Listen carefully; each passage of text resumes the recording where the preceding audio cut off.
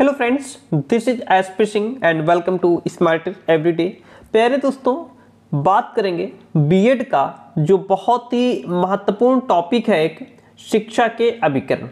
देखिए, आप किसी भी यूनिवर्सिटी से बीएड कर रहे हो, चाहे आपका लखनऊ यूनिवर्सिटी हो, कानपुर हो, प्रयागराज हो या अदर कोई भी यूनिवर्सिटी हो, यदि आप बीएड कर रहे हैं तो आपको ये टॉपिक देखने को जरूर मिलेगा, शिक्षा के अभिकरण, एजेंसीज ऑफ एजुकेशन। और यहाँ से आपके एग्जाम में 10 नंबर आपको डेफिनेटली मिलेंगे। आपको लॉन्ग क्वेश्चन भी यहाँ से मिलेगा, शॉर्ट क्वेश्चन भी यहाँ से मिलेगा। ठीक है, अगर मैं प्रॉपर तरीके से बात करूँ लखनऊ यूनिवर्सिटी की और कानपुर की, तो लखनऊ कानपुर में ये पेपर फर्स्ट का चैप्टर नंबर 2 है। ओके, शिक्षा के अभिकरण। अच्छा, इससे पहले जो शिक्षा जो है टॉपिक, ये हम लोग विधिवत तरीके से डिस्कस कर चुके हैं और इससे पहले हमने क्लास वो अपलोड की थी।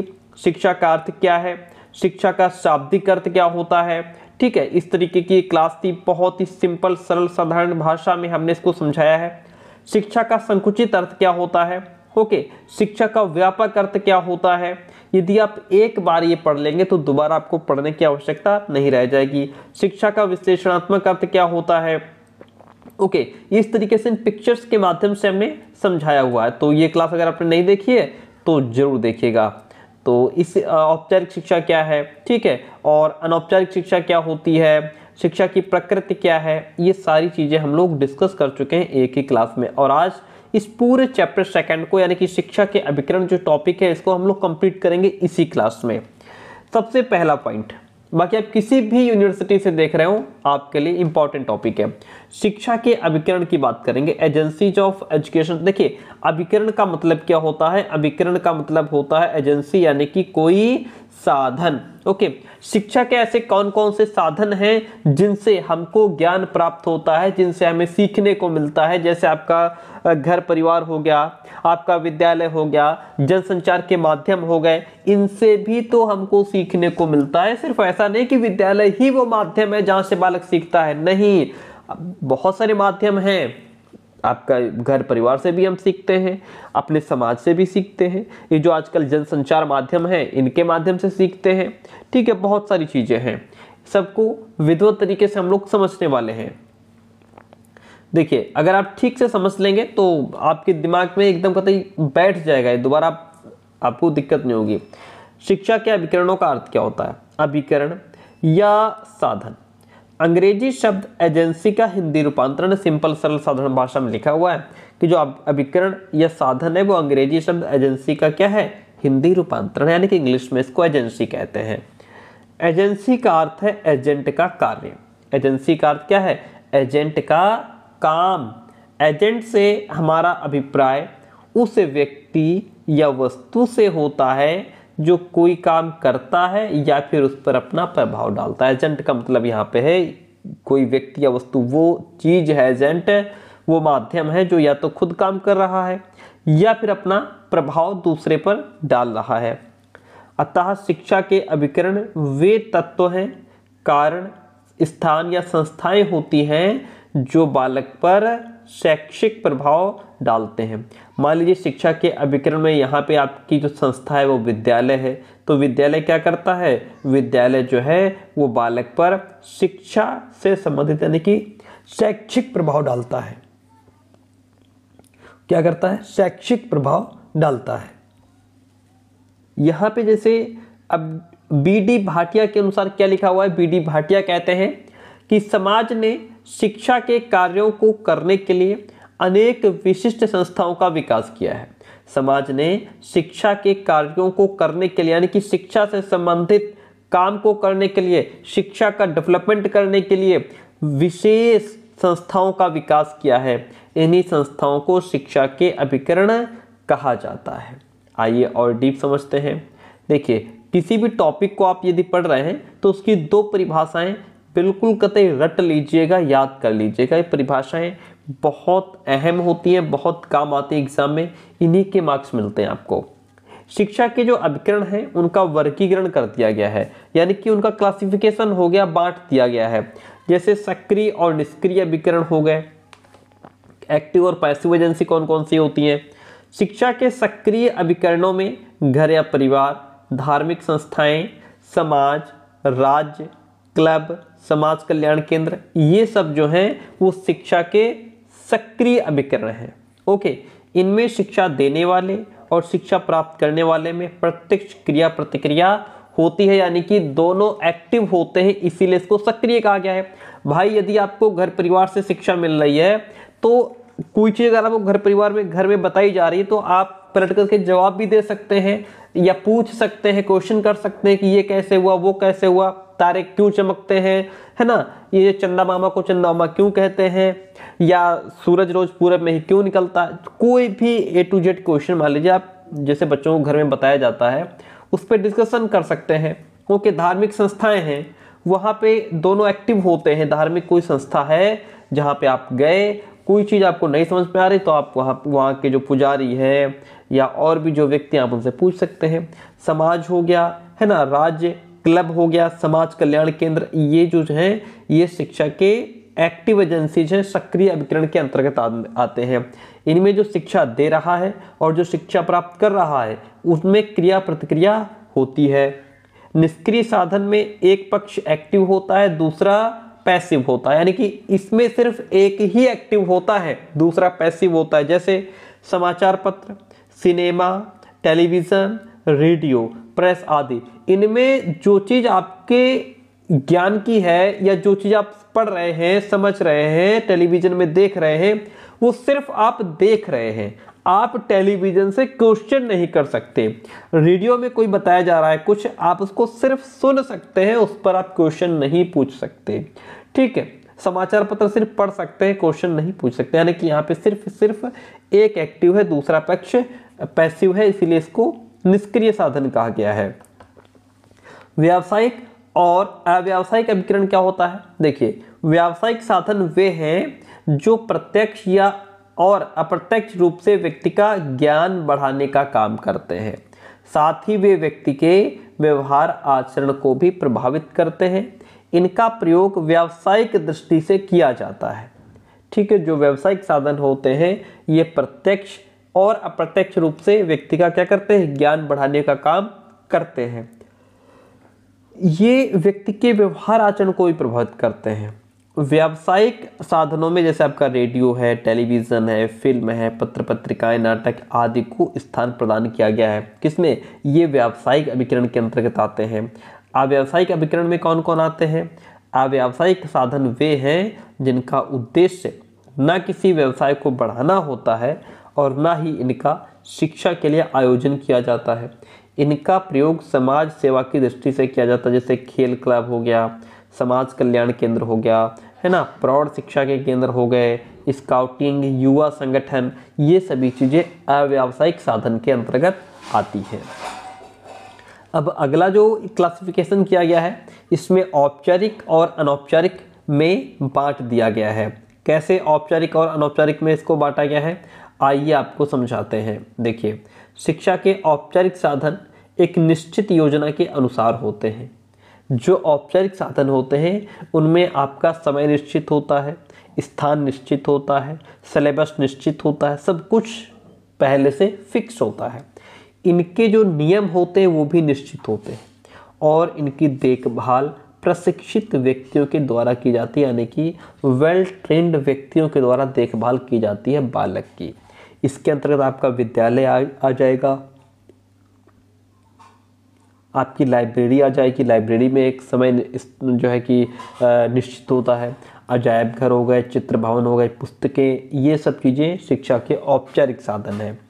ठीक है, अनौपचारिक में क्या है कि साधनों का विकास स्वाभाविक रूप से हो जाता है। इसकी ना तो कोई निश्चित योजना होती है ना कोई निश्चित नियम होता है।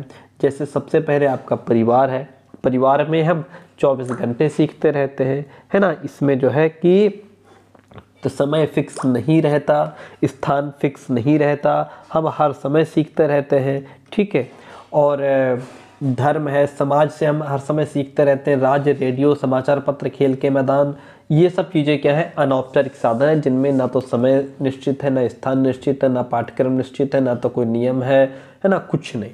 ये अनौपचारिक साधन होते हैं। जो मैंने क्लास दी थी शिक्षा क्या है, उसका जो वीडियो बनाया था अभी 4-5 दिन पहले, उसमें मैंने शिक्षा क्या है, औपचारिक शिक्षा क्या है, अनौपचारिक विधिवत तरीके से समझाया हुआ, उसको जरूर देखिएगा। और गैर औपचारिक साधन के अंतर्गत क्या होता है, देखिए नॉन फॉर्मल एजुकेशन के लिए निरौपचारिक शिक्षा, गैर औपचारिक शिक्षा, अनौपचारिकेतर शिक्षा आदि हिंदी के शब्दों का प्रयोग किया जाता है। समझिए पॉइंट को, चाहे आप इसको नॉन फॉर्मल एजुकेशन कहिए, निरौपचारिक शिक्षा कहिए, गैर औपचारिक शिक्षा कहिए, अनौपचारिकेतर शिक्षा कहिए, सब एक ही चीज है। यह औपचारिक और अनौपचारिक का मिला जुला एक रूप है, ठीक है। इसमें बालक का समाजीकरण यानी कि सोशलाइजेशन, विभिन्न कौशलों का निर्माण बंद कमरों या चार दीवारी के भीतर नहीं बल्कि खुले आकाश में होता है। ये शिक्षा चार दीवारी के बाहर की शिक्षा है। ऐसा नहीं कि ये आपकी विद्यालय की शिक्षा जो बंद कमरे में दी जा रही है, ये चार दीवारी के बाहर की शिक्षा है। इसका एक लक्ष्य होता है, वास्तविक जीवन से ये रिलेट करती है और स्वतः सीखना इसका आधार है। इसमें जो बालक होता है वो खुद सीखने का प्रयास करता है, ठीक है। इसका आधार क्या है, सेल्फ, यानी कि बच्चा खुद सीखने का प्रयास करता है। इसमें इस शिक्षा का अस्तित्व हवा में और हवा के साथ है, इसे कोई भी प्राप्त कर सकता है। आगे बढ़ेंगे तो इस तरीके से जो हमारी शिक्षा जो क्लासिफिकेशन है शिक्षा के अभिकरण, अगर आपसे क्वेश्चन पूछेगा तो आपको इस तरीके से लिखना होगा, ठीक है। सक्रिय निष्क्रिय अभिकरण होते हैं, जिसमें दोनों एक्टिव होते हैं वो सक्रिय, जिसमें एक पक्ष एक्टिव है वो निष्क्रिय। व्यावसायिक और अव्यावसायिक शिक्षा साधन इसमें बांट दिया गया है। औपचारिक और अनौपचारिक में बांट दिया गया है। गैर औपचारिक साधन आपको गैर औपचारिक साधन के रूप में शिक्षा को वर्गीकृत कर दिया गया है। अब इसके बाद हम समझेंगे शिक्षा के औपचारिक और अनौपचारिक अभिकरण में प्रॉपर डिफरेंस क्या होता है, अंतर क्या होता है। डियर फ्रेंड, आपको बताते चले कि ये जो आप कंटेंट देख पा रहे हैं, अगर आप प्रॉपर तरीके से बीएड लखनऊ यूनिवर्सिटी, कानपुर और प्रयागराज, ये तीन ऐसी यूनिवर्सिटीज़ हैं, अगर आप यहाँ से बीएड कर रहे हैं तो आप हमारा पेड कंटेंट ले सकते हैं 9628182649। इस नंबर पे व्हाट्सएप मैसेज करके नोट्स की इन्फॉर्मेशन ले सकते हैं। BEd first semester Lucknow, Kanpur, Prayagraj, इन तीन यूनिवर्सिटीज़ का कंप्लीट सिलेबस अवेलेबल है हमारे पास, आप ले सकते हैं। इसके लिए आपको कुछ फीस पे करनी होती है और नोट्स आपको पीडीएफ फॉर्म में व्हाट्सएप पे प्रोवाइड करा दिए जाते हैं। जिस तरीके का कंटेंट आप देख पा रहे हैं यही आपको मिलेगा। देखिएगा शिक्षा के औपचारिक और अनौपचारिक अभिकरणों में अंतर क्या होता है। जैसा कि हेंडरसन कहते हैं कि जब बालक व्यक्तियों के कार्यों को देखता है, उसका अनुकरण करता है, इमिटेट करता है यानी कि नकल करता है और फिर उसमें पार्टिसिपेट करता है। जब बालक किसी भी व्यक्ति के काम को देख रहा है तो उसका अनुकरण करेगा, क्योंकि इसमें बालक खुद अपने आप भी वैसा ही करने का प्रयास करता है, तब वह अनौपचारिक रूप से शिक्षित होता है। यानी कि अगर आपका बालक आपको देख करके नकल कर रहा है, आप जैसा करने की कोशिश कर रहा है, तो वो शिक्षा का अनौपचारिक रूप हो जाएगा।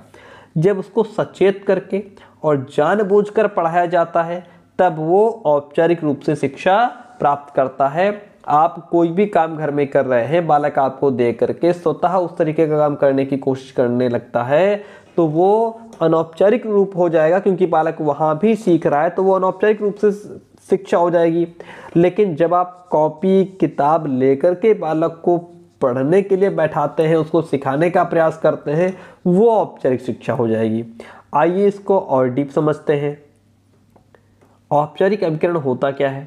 देखिए, औपचारिक अभिकरणों द्वारा बालक के आचरण को परिवर्तित करने के लिए जानबूझकर व्यवस्थित रूप में काम किया जाता है। यानी कि इसमें जब आप बच्चे के लिए कॉपी किताब कलम लेके बैठेंगे तो उसमें आप एक व्यवस्थित तरीके से जानबूझ करके बच्चे को सिखाएंगे, है ना। इस कारण ये व्यवस्थित अभिकरण है। जो अनौपचारिक होता है, अनौपचारिक अभिकरणों द्वारा बालक के आचरण को अप्रत्यक्ष और आकस्मिक ढंग से परिवर्तित किया जाता है। इस कारण यह अव्यवस्थित या आकस्मिक विधियां होती, क्योंकि इसमें बालक पहले से प्रिपेयर नहीं होता है। और जो औपचारिक अभिकरण है, इन अभिकरणों को निश्चित ढांचे के अनुसार पहले से ही निर्धारित कर लिया जाता है। अतः ये बालक के आचरण को सचेत होकर के परिवर्तित और नियंत्रित करते हैं, इसीलिए इनको सचेत अभिकरण भी कहा गया है। वहीं पर जो अनौपचारिक अभिकरण है, ये अभिकरण पूर्व निर्धारित नहीं होते हैं, ये पहले से निर्धारित नहीं होते हैं, अतः ये बालक के आचरण के परिवर्तन और नियंत्रण के संबंध में सचेत होकर के काम भी नहीं करते, यानी कि ये अचेतन साधन होते हैं। आगे बढ़ेंगे। जो औपचारिक अभिकरण है, ये अभिकरण पहले से नियोजित होते हैं, यानी कि ये जो साधन है ये पहले से नियोजित होते हैं, पहले से फिक्स कर लिया जाता है और इनके अपने नियम निर्धारित कार्यक्रम होते हैं। ऐसे शिक्षा के साधन जिनका पहले से समय को जिनका पहले से नियम भी है, नियम बना लिए जाते हैं और कार्यक्रम पूरा पहले से फिक्स होता है किस तरीके से बालक को सिखाना है। वहीं पर जो अनौपचारिक है, इन अभिकरणों का कोई निर्धारित कार्यक्रम नहीं होता और ना ही इनके अपने नियम होते हैं। औपचारिक की बात करें तो ये अभिकरण प्रत्यक्ष रूप से बालक के आचरण को बदलने का प्रयास करते हैं, अतः ये प्रत्यक्ष साधन कहलाते हैं, क्योंकि इसमें हम बालक को सिखाने के लिए टारगेट करते हैं। और जो अनौपचारिक हैं, ये अभिकरण अप्रत्यक्ष रूप से बालक के आचरण को रूपांतरित करते हैं, अतः ये अप्रत्यक्ष साधन कहलाते हैं। जो औपचारिक हैं, ये अभिकरण बालक की स्वतंत्रता को कंट्रोल करने के लिए दंड विधान और शक्ति का प्रयोग करते हैं। जैसे मान लीजिए अगर बच्चा गलती कर रहा है तो उसको हम डांटेंगे भी, है ना, शक्ति का प्रयोग करते हैं, अतः ये कृत्रिम और अस्वाभाविक अभिकरण माना जाता है। और जो अनौपचारिक हैं, ये अभिकरण बालक की फ्रीडम को कंट्रोल नहीं करते हैं, अतः ये स्वाभाविक और रोचक अभिकरण होते हैं। तो इस तरीके से ये पांच इसमें पॉइंट लिखे हैं, जिसमें हमने ये जाना कि औपचारिक और अनौपचारिक में किस तरीके से डिफरेंस देखने को मिलता है। अब हम ये समझेंगे कि जो हमारा होम या जो फैमिली है वो शिक्षा के अनौपचारिक अभिकरण के रूप में कैसे काम करती है। आइए इस पॉइंट को हम लोग समझते हैं। जो एक फैमिली होती है उसका जो है कि देखिए, परिवार को बच्चे का प्राथमिक विद्यालय माना जाता है, आप सभी को पता है, और माता को बालक की प्रथम गुरु माना जाता है। ठीक है, परिवार जो है वो बच्चे का प्राथमिक विद्यालय है और माता बालक की प्रथम गुरु होती है। यह परिवार का आंगन ही है जिसमें बच्चा अपने घुटनों के बल चलकर पल प्रतिपल बड़ा होकर के खड़ा होना सीखता है। वो जमीन की प्रारंभिक शिक्षा यही माँ के घुटनों पर बैठ करके उसके द्वारा किए गए चुंबन से सीखता है। तो जो हमारा घर परिवार है वही आधार है जहाँ से बालक सीखना शुरू करता है, वही बेस होता है। दूसरे शब्दों में कहें तो वह माँ के आंचल की छाया में शिक्षा प्राप्त करता है। शिक्षा के साधन के रूप में ही उसे अपने पूरे जीवन की शिक्षा का आधार प्रदान करता है। परिवार बालक के मानसिक, शारीरिक, व्यक्तिक, संवेगात्मक, नैतिक और चारित्रिक विकास में योगदान देता है। बालक का जो मेंटल डेवलपमेंट होता है, फिजिकल डेवलपमेंट होता है, इंडिविजुअल डेवलपमेंट होता है ना, इमोशंस जो उसके डेवलप होते हैं, इनमें परिवार बालक को जो ये डेवलपमेंट होता है उसमें अहम भूमिका निभाता है। वह बालक में जीवन के मूल्यों का विकास करता है। वह विभिन्न आदर्शों और मानवीय गुणों को विकसित करके बालक को मजबूत बनाता है। ये सभी काम कौन करता है? परिवार करता है। बालक के अंदर सदाचार, परोपकार, सहानुभूति, क्षमा, दया, ये सब चीज़ें कहाँ से आती हैं? ये परिवार सिखाता है। बालक के अंदर परिश्रम, सहयोग, एक दूसरे की मदद करना, प्रेम, त्याग, बलिदान, भ्रातृत्व, भाईचारे की भावना कौन सिखाता है?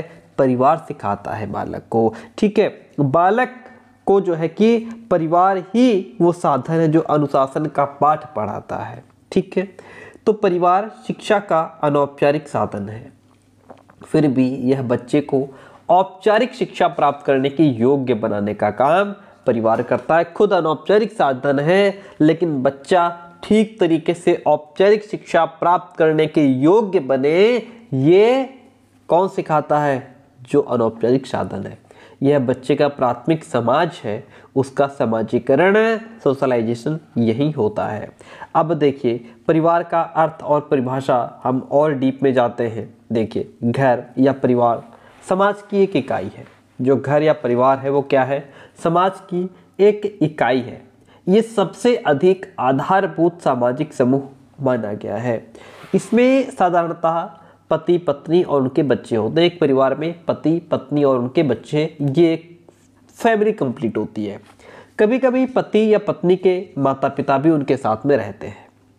कुछ प्राचीन समाजों में नौकरों को भी परिवार का सदस्य माना जाता था कि जो नौकर होते थे वो भी परिवार का सदस्य ही हुआ करते थे।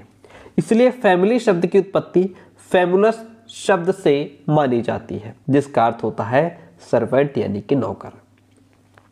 परिवार का यह सबसे सरल रूप है। इसका जटिल रूप भारत में संयुक्त परिवार में देखने को मिलता है, जिसमें जो है कई सारे परिवार, चाचा ताऊ सब मिलकर के एक में रहते हैं। जैसा कि क्लेयर की डेफिनेशन में लिखा है, क्लेयर ने लिखा है कि परिवार से हम संबंधों की वह व्यवस्था समझते हैं जो माता पिता और उसकी संतानों के बीच में पाई जाती है। परिवार जो है संबंधों की वह एक व्यवस्था है जो माता पिता और उसकी जो संतानें हैं उनके बीच में वह व्यवस्था पाई जाती है।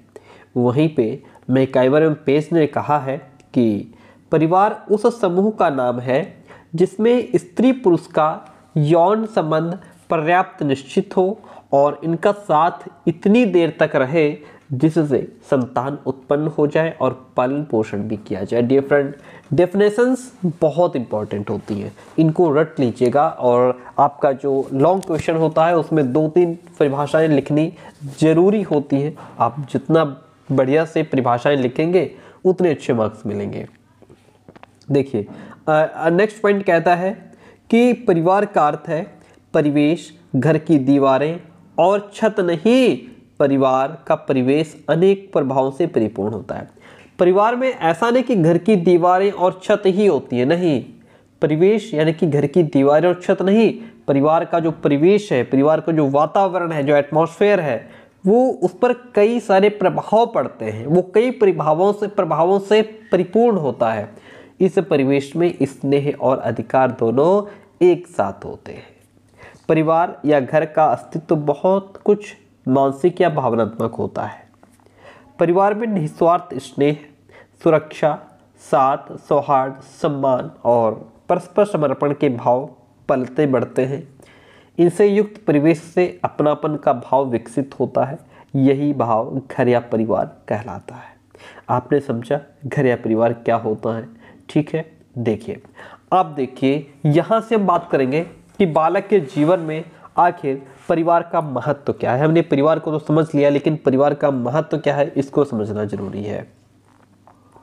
इसमें रेमंड ने लिखा है कि 2 बच्चे भले ही एक विद्यालय में पढ़ते हों, एक ही समान शिक्षकों से प्रभावित होते हों, विद्यालय भी एक हो, टीचर भी सेम हों, एक ही सब्जेक्ट का अध्ययन कर रहे हों, फिर भी वे अपने सामान्य ज्ञान, अपना इंटरेस्ट, भाषण, व्यवहार और नैतिकता में अपने घरों के कारण जहाँ से वे आते हैं पूर्णतः भिन्न हो सकते हैं, है ना। जो बालक विद्यालय में आते हैं वो अलग अलग धर्म, जाति, लिंग समूह के होते हैं, अलग अलग परिवारों से बच्चे आते हैं।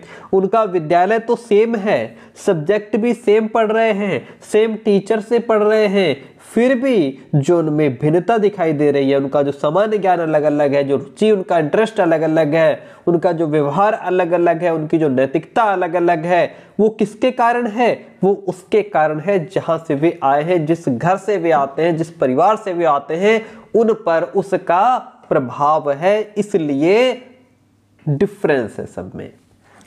परिवार बालक पर अपना स्थायी प्रभाव अंकित कर देता है। जो परिवार होता है बालक पर अपना एक स्थायी प्रभाव छोड़ देता है, जो लगभग जीवन भर उसे प्रभावित करता है। वह वैसा ही बनता है जैसा उसका घर उसको बना देता है। घर के प्रभाव के कारण ही गांधी जी ने प्रेम और सत्य के सिद्धांतों को अपनाया था। यदि गांधी जी के परिवार वाले चोर डकैती सिखाते हैं उनको, तो वो चोर डकैत बन जाते हैं। लेकिन प्रेम और सत्य के सिद्धांतों पर चलने की शिक्षा दी गई तो गांधी जी वैसे बन गए। हम अपने बच्चों को जैसी शिक्षा देते हैं, हमारे बालक उसी पथ पर निकल पड़ते हैं। शिवाजी ने अपने माता से रामायण और महाभारत की शिक्षा प्राप्त के ही मराठा राज्य की नींव डाली थी। ठीक है, तो हमारे जीवन पर हमारे परिवार का बहुत बड़ा प्रभाव पड़ता है जो जीवन भर अंकित रहता है। H.C. एंडरसन का स्टेटमेंट है कि हमारे अपराधियों में से 80% असहानुभूतिपूर्ण घरों से आते हैं। ये कहना असंगत न होगा कि घर के वातावरण का प्रभाव व्यक्ति के विकास के सभी स्तरों पर पड़ता है। घर का जो वातावरण होता है वह व्यक्ति के डेवलपमेंट के जितने भी लेवल्स होते हैं उनको प्रभावित करता है, जैसा भी घर का एटमॉस्फेयर होता है। इसलिए लॉरी ने लिखा है, शैक्षिक इतिहास के सभी स्तरों पर परिवार बालक की शिक्षा का प्रमुख साधन है। ठीक, आइए आगे बढ़ते हैं। अब हम बात करते हैं कि जो विद्यालय होता है वह शिक्षा के औपचारिक अभिकरण के रूप में कैसे काम करता है। आइए समझते हैं।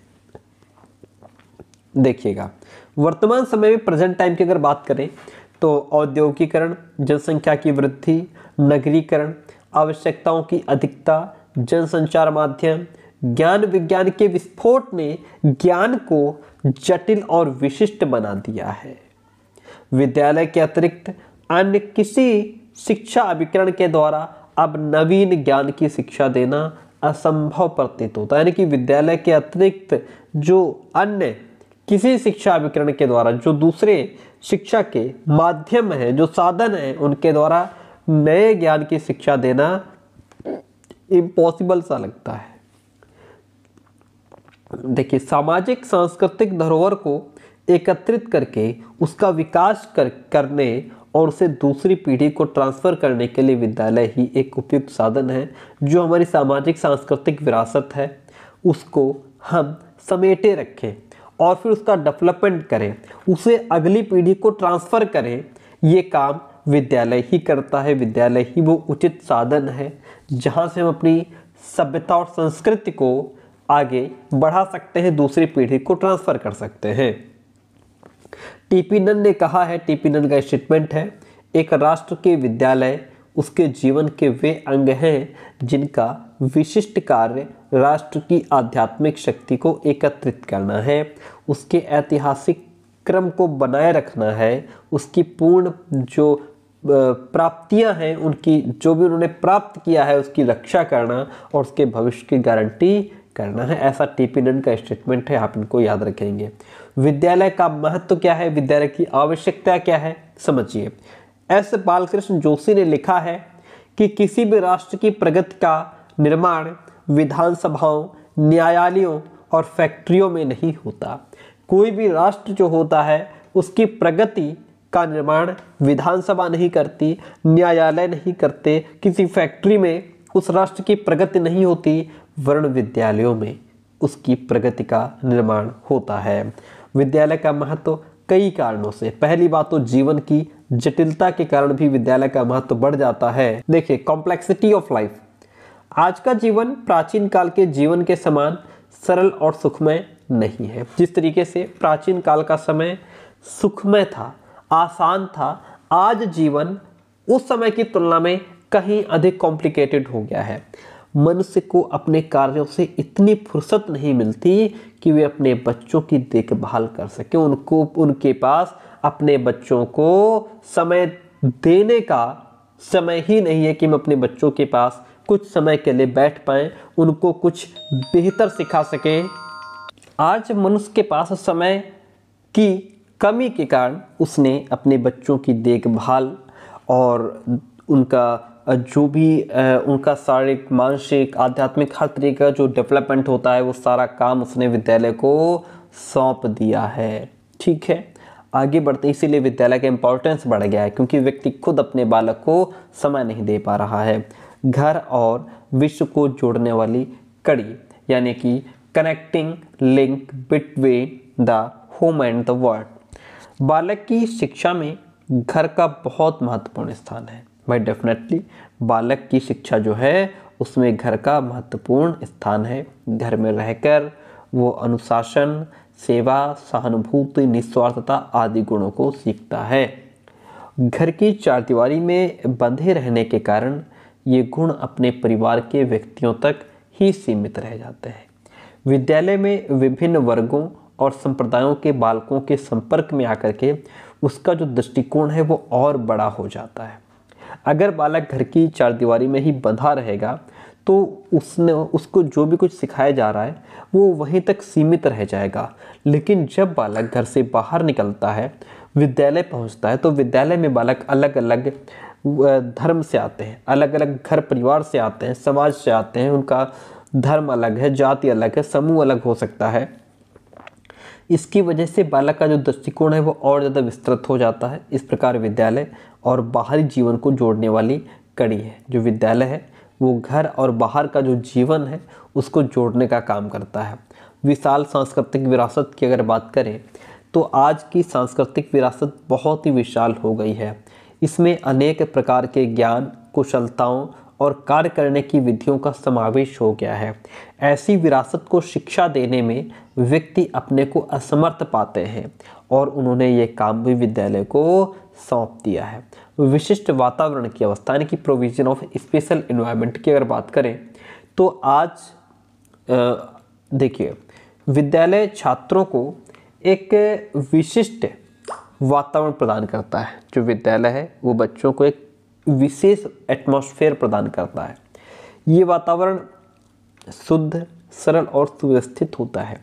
इससे छात्रों की प्रगति पर स्वस्थ और शिक्षाप्रद प्रभाव पड़ता है।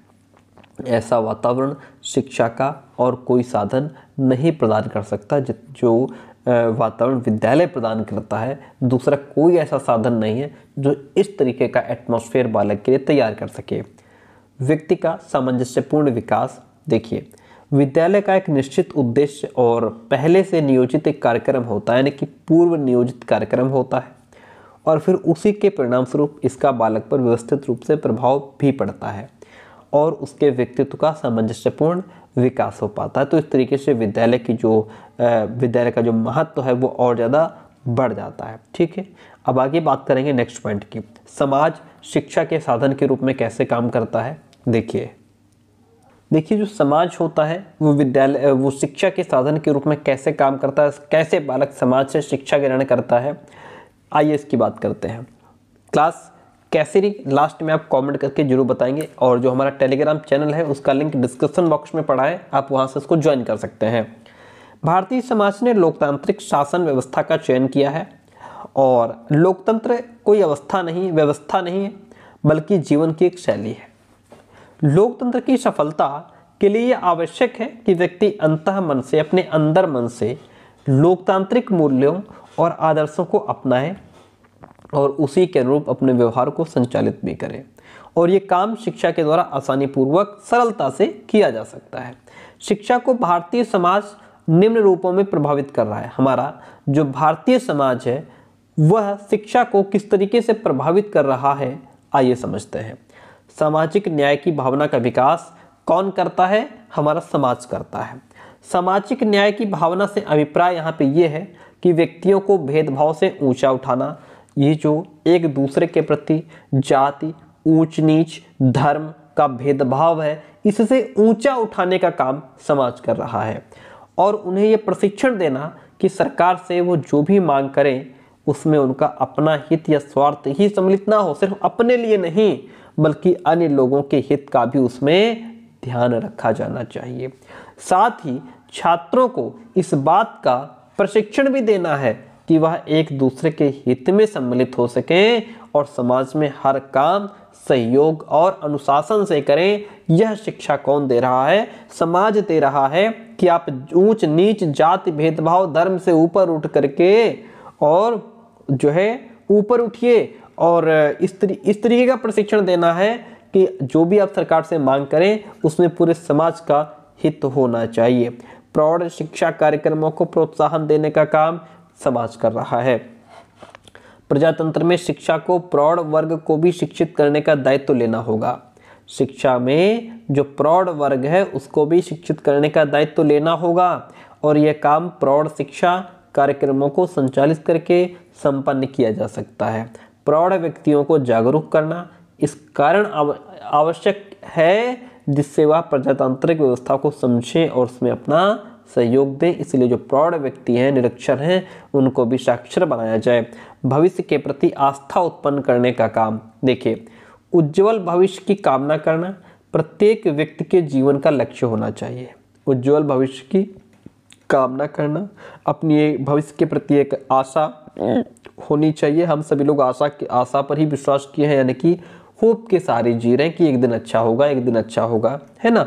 आज नहीं तो कल अच्छा होगा। सबकी अपनी अपनी आस्था है, विश्वास है, आशा है, जिसके सहारे हम लोग चल रहे हैं। ठीक है, तो वो होना भी चाहिए। हम जो भी काम करें देश के भविष्य के प्रति निष्ठावान होकर के करें। इसके लिए सबसे महत्वपूर्ण बात यह है कि हमें वर्तमान की नींव को मजबूत करें और उस पर टिका हुआ हमारा भविष्य अटूट होना चाहिए। जो इंडिविजुअल का डेवलपमेंट है, व्यक्तित्व का विकास, व्यक्ति की व्यक्तित्व का विकास भी शिक्षा के द्वारा होना चाहिए। जो व्यक्ति का जो व्यक्तित्व का जो विकास है, जो उसका पर्सनैलिटी डेवलपमेंट है, वो भी शिक्षा के माध्यम से होना चाहिए। और व्यक्तित्व का विकास तभी हो सकता है जब व्यक्ति के अंदर सामाजिक कुशलता हो, क्योंकि जो व्यक्ति सामाजिक दृष्टि से कुशल है वही दूसरों के व्यक्तित्व को सम्मान व आदर दे सकता है, रिस्पेक्ट कर सकता है। अंतर्राष्ट्रीय सद्भावना का विकास। आज भारतीय समाज अपनी कई आवश्यकताओं के लिए विश्व के अन्य देशों पर निर्भर है। हमारी बहुत सारी ऐसी आवश्यकताएं हैं जो दूसरे देशों के माध्यम से ही पूरी हो पा रही हैं। इसी कारण शिक्षा का ये भी उद्देश्य होना चाहिए कि वह बालक के अंदर अंतर्राष्ट्रीय सद्भावना को डेवलप करें, जिससे हम संपूर्ण विश्व के साथ एकता और सामंजस्य बनाए रखें। ठीक है, तो इस तरीके से ये जो शिक्षा है वो हमें समाज दे रहा है। समाज वो साधन है जहाँ से हमें इस प्रकार की शिक्षा मिल रही है। आज का लास्ट टॉपिक रहेगा जनसंचार साधन जो है वो शिक्षा में किस तरीके से हेल्प कर रहे हैं, और फिर अगला जो नेक्स्ट चैप्टर आएगा दर्शन, वो हम नेक्स्ट क्लास में डिस्कस करेंगे। देखिए, जनसंचार साधन की बात कर लेते हैं और आपको बताते चलें डियर फ्रेंड कि यदि ये जो कंटेंट है हमारा, इसको आप पेड लेना चाहते हैं तो इस नंबर को फटाफट नोट कर लीजिए 9628182649। इस नंबर को नोट कीजिए। यहाँ पे व्हाट्सएप मैसेज करके नोट्स की इन्फॉर्मेशन ले सकते हैं। जो हमारे नोट्स हैं प्रॉपर तरीके से लखनऊ यूनिवर्सिटी, कानपुर और प्रयागराज के लिए तैयार किए गए हैं। देखिए, जनसंचार की बात करें, सामान्य रूप से जनसंचार माध्यम का अभिप्राय ये है कि ऐसे अभिकरण ऐसे साधन जिनके प्रयोग से विभिन्न प्रकार की सूचनाएं, स्पष्टीकरण, प्रश्न आदि को दूर दराज के क्षेत्रों में लगभग प्रत्येक व्यक्ति तक पहुंचाने का प्रयास किया जाए, वही हमारे जनसंचार माध्यम होंगे। इस प्रकार के साधन में कौन कौन आता है? देखिए, इस प्रकार के जो साधन है, रेडियो हो गया, दूरदर्शन है, समाचार पत्र, पत्र पत्रिकाएं आदि। जब इन साधनों का प्रयोग शिक्षा के लिए किया जाता है तब ये शिक्षा के साधन कहलाते हैं। जब आप रेडियो का प्रयोग शिक्षा के लिए कर रहे हैं तो वो शिक्षा का साधन बन गया। दूरदर्शन का प्रयोग दूरदर्शन का प्रयोग शिक्षा के लिए कर रहे हैं, शिक्षा का साधन हो गया। इस दृष्टि से इनको गैर औपचारिक अनौपचारिक साधन कहा जाता है। इन साधनों के उपयोग से शिक्षा से जुड़े विभिन्न उद्देश्यों या शैक्षिक कार्यों को पूरा करने का प्रयास किया जाता है। उदाहरण के तौर पर राष्ट्र के परिप्रेक्ष्य में सबके लिए शिक्षा पहुंचाने के कार्य को इन साधनों के माध्यम से पूरा किया जा सकता है। आधुनिक युग की अगर बात करें तो जनसंचार शिक्षा का बहुत ही शक्तिशाली साधन बन गया है। जनसंचार साधन की अगर बात करें तो भारत में जनसंचार के प्रमुख माध्यमों में निम्न का शिक्षा के लिए प्रयोग किया जा रहा है। जैसे आकाशवाणी का प्रयोग किया जा रहा है, विविध भारती और विज्ञापन प्रसारण सेवा है, विदेश प्रसारण सेवा है, दूरदर्शन है, समाचार पत्र और अन्य जो मुद्रित सामग्री है वो सब चीज़ें हैं। ठीक है, अब यहाँ पे हम बात करेंगे जनसंचार माध्यमों का उपयोग किस तरीके से हो रहा है। देखिए, भारत में जनसंचार माध्यमों का निम्न के लिए उपयोग किया जा रहा है। किसके लिए उपयोग किया जा रहा है? जनसंचार के जो माध्यम है इससे क्या होता है कि विभिन्न प्रकार की सूचनाएं देने के लिए इनका प्रयोग किया जा रहा है। अलग अलग प्रकार की इंफॉर्मेशंस जन तक यानी कि लोगों तक पहुंचाने के लिए इसका प्रयोग किया जा रहा है। समस्याओं और उनके समाधान के लिए इसका प्रयोग किया जा रहा है। पाठ्य वस्तु को प्रेजेंट करने के लिए इसका प्रयोग किया जा रहा है।